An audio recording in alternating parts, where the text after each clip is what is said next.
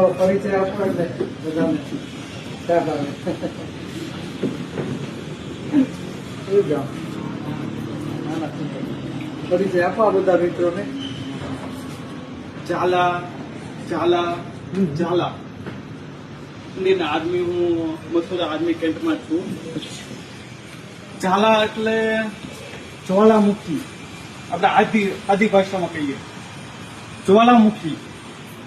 જે આપણે કોઈ સમાજની અંદર જે જ્વાલામુખી પાડી શકીએ જે આપણે ચિરાગભાઈ સમજીએ શકીએ. અને બીજી ભાષામાં આપણે કહીએ કે ઇન્ડિયન આર્મીની અંદર જો કહેવાય છે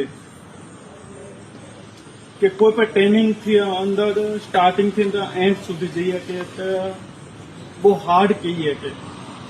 અને અમારા ચિરાગભાઈ છે સૌથી વધારે હાર્ડ અને જ્વાલામુખી તરીકે જો બાદ કોઈ સમાજની અંદર જો નીકળ્યા હોય તો એ છે ચિરાગભાઈ. અને તમે જેટલા પણ સપોર્ટ કરો અને હું તો એને દિલથી માનું છું અને એના વિડીયો પણ જોઉં છું અને અમારી મુલાકાત બંને ભાઈઓની ફર્સ્ટ વાત થઈ છે તો સૌથી વધારે પહેલા મુલાકાત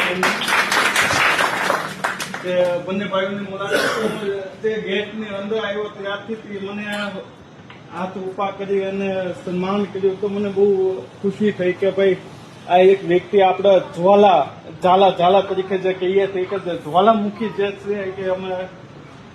ચિરાગભાઈ છે. અને મને બહુ ખુશી થઈ કે અહીં હું આવ્યો અને હું ઇન્ડિયન આર્મી મથુરા કેન્ટમાં છું અને ત્યાં વીઆઈપી દર્શન માટે જે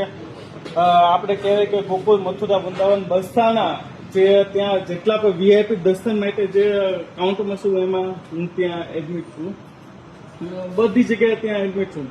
કે કોઈ પણ જગ્યાએ ત્યાં વીઆઈપી દર્શન માટે ત્યાં મને જેટલા પણ આપણે ગુજરાતના સુરતથી માનીને બસના કોઈ પણ જગ્યાએ મને ત્યાં બહુ માને છે. તો મને એમના વિડીયો હું ખાલી યુટ્યુબ પર જોઉં છું ને આજે પહેલી વાર મુલાકાત થઈ તો મને બહુ ખુશી થઈ કે ભાઈ આપણે